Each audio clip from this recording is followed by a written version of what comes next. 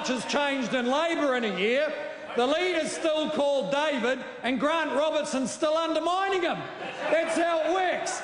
And the big test for the opposition was, will they promise to buy back the assets? Now, I'm not sure which is worse. The fact that Labor has been too lazy to take a position consistent with being the most intellectually lazy Labor Party New Zealand has ever had. No new ideas, anchored in 1994, harvesting the best ideas from the 1970s, couldn't even get up and say if they'll do anything.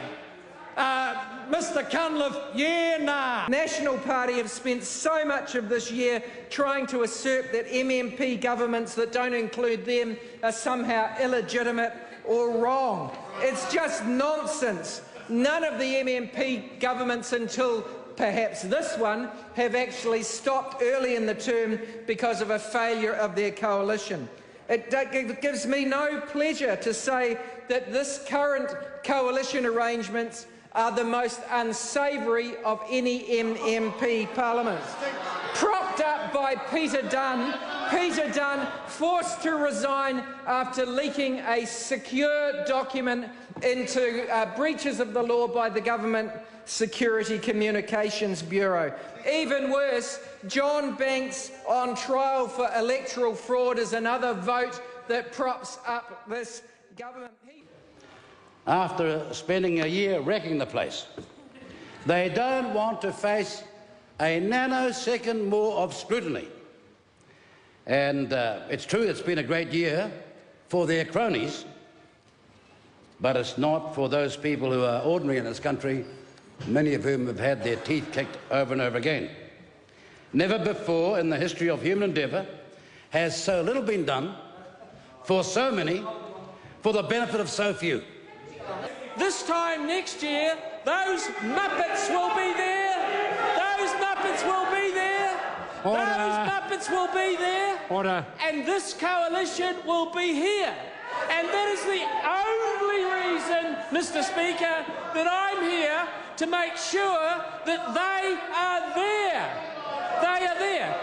The biggest risk to this country's economic future is for those Muppets to migrate from that side of the House to this side of the House. Am I right? Am I right? How right am I? Point of order, the Right Honourable Winston Peters. Mr. Speaker, I seek leave for the member who just resumed his seat to have an extension of time. That's the most hilarious valedictory I've ever heard. Order. Order.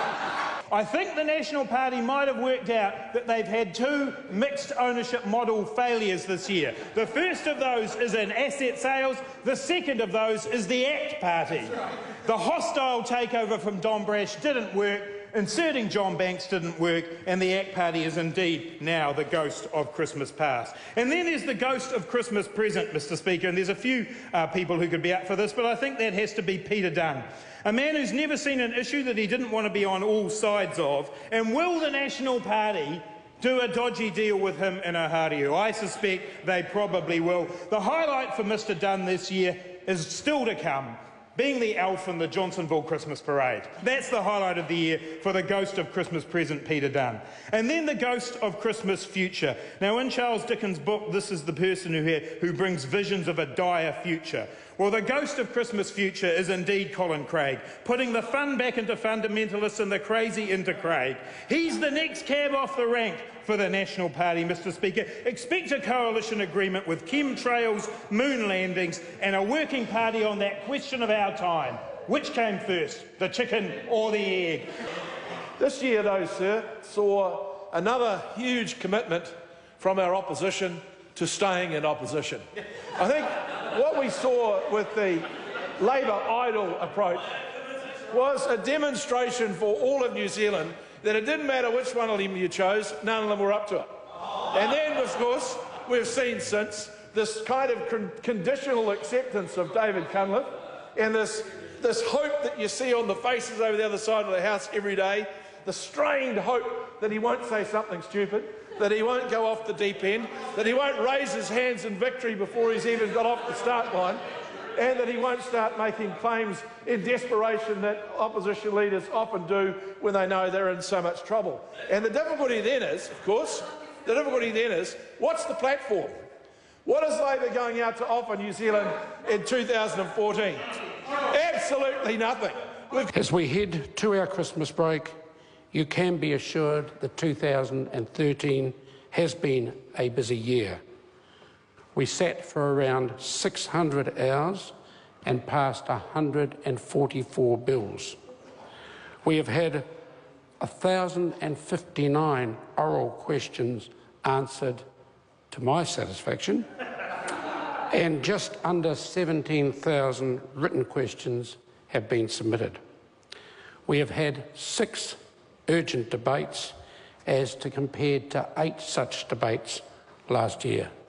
So to all members, enjoy your break, enjoy the quality time that you have with your children and your partners, and never underestimate how tough this place can be as politicians on those that we love. Merry Christmas to you all.